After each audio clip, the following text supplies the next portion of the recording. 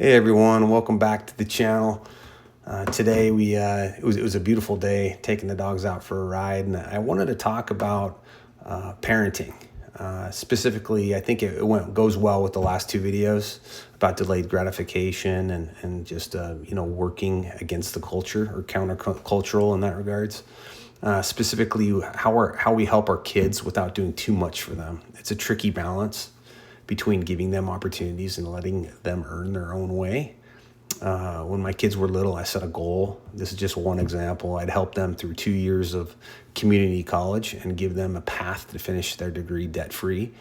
That included living at home and commuting, because I knew college was going to cost a lot of money, and that's what we could afford. But that was a version of a helping hand up, in my opinion, and not spoiling. After that, it was up to them, their choices, their work ethic, their drive. The principle of a hand up. So there's a big difference between helping a kid and spoiling a kid, in my opinion. A helping hand says something like, I'll give you the tools, now let's see what you can do. Spoiling says, I'll do it for you. And that's really easy to do, because sometimes that's the easiest way to parent, is just give them what they want, or it'll be quicker if I just do it for you. So one builds confidence, the other quietly steals it, in my opinion. So when our kids were growing up, I know their needs were always met: food, clothes, love, but the extras, the brand name clothes, the Lululemons, the Apple iPhones, the nicer cars, maybe, even a car to drive when they turned 16. The big parties, those were earned.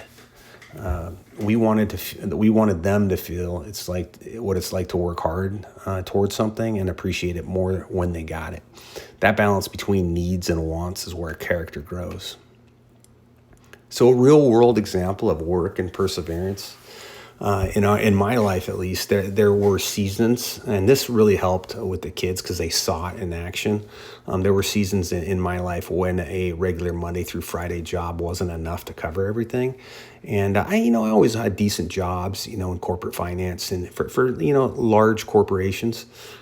So we had health insurance. We always had income coming in. But to reach goals that we'd set for our family, sometimes we needed a little bit more of a boost, especially when saving up to try to get, one of the girls a car. I know that was a one side job. That was a whole summer. We saved up, both me and her working side by side, and we got her a car. It wasn't the best car. It was a lemon, to be honest, but it served a purpose for a couple years. So. But I took on side jobs, so sometimes that meant working nights or weekends, and often my kids could come along and help. I know often my first two or three, actually all four of my girls helped me with snack shacks at youth flag football, weekend games and Friday night games, and that was something that our family could do together, as a little side hustle and earn some of those things that they wanted. So whether it was setting up for events, cleaning up after games, or pitching in on small projects, they saw firsthand that meeting obligations sometimes took extra effort. They learned perseverance isn't just a word. It's showing up when you're tired, doing what needs to be done, and not making excuses. And the hardest thing for them, I think, was waking up early, at the crack of dawn, and making sure we could set up the fields if we were working the job as site managers for a local youth sports league. Those moments, watching me put in those extra hours and working beside me, taught them that success doesn't happen by accident. They saw that faithfulness and hard work eventually pay off.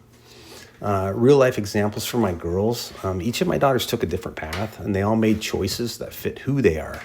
We talked about my oldest. She went into the trades, hands-on work, steady income. And she waited until she could afford a down payment before buying her first home. It took a long time, and she made a lot of mistakes before she got there and worked through it and learned from them. That patience and discipline paid off. Another moved to Hawaii, free-spirited, adventurous, and used scholarships to make it possible. She got all her tuition paid for her undergraduate degree. It's not an easy place to save money, but she's learning how to make it work. One stayed close to home for community college because of health issues. She really didn't have any other choice. That slower pace gave her time to heal, to focus, and to gain confidence on her own timeline.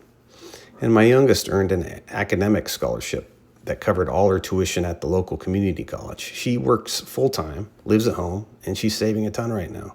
She's learning financial discipline, and it's clicking. Different paths, different personalities, but the same foundation, work ethic, responsibility, and gratitude. They all learn that freedom comes from making wise decisions and choices early on. So the cultural contrast, when you're looking at it all, when I look around, I notice a difference in how many kids and differences in how kids were raised. And it's not judgment, just observations over the years. Christy and I were so young when we started out, and Christy was 19 when our firstborn daughter came into town, and it was we learned as we went. Basically, it was tough. It was tough at first, but we figured it out eventually. A lot of their friends got brand new cars, when they turned 16. They went to expensive universities, or are at expensive universities now, without thinking about the cost. Always had the newest clothes and biggest birthday celebrations and so forth. And now some are realizing the fun came with a bill attached. And it's not to say they were all, right or wrong, but it was just very interesting, the extremes that we saw while raising all of our kids. Meanwhile, my kids learned that saving money and delayed instant rewards gives you peace of mind later. They might not have had everything growing up, but they have confidence now, and they know how to stand on their own 2 feet. That's something no parent can simply hand over, I don't think. The takeaway for parents,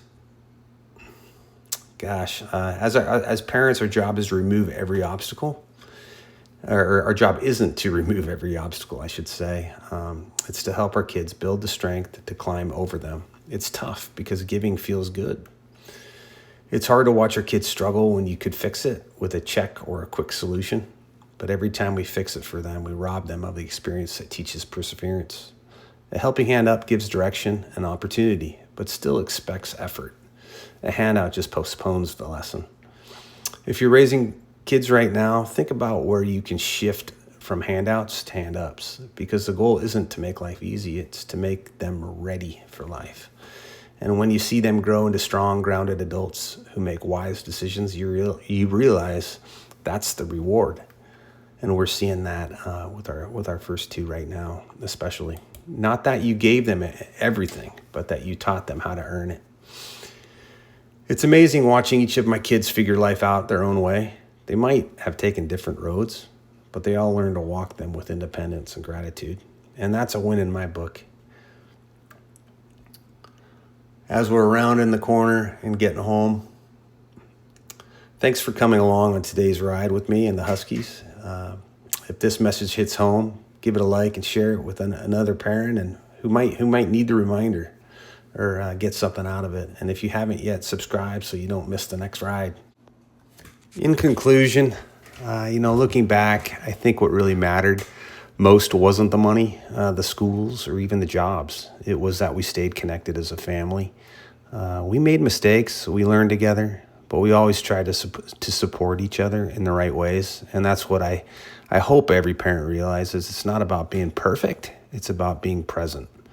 Anyways, thanks for coming along today. See you on the next one.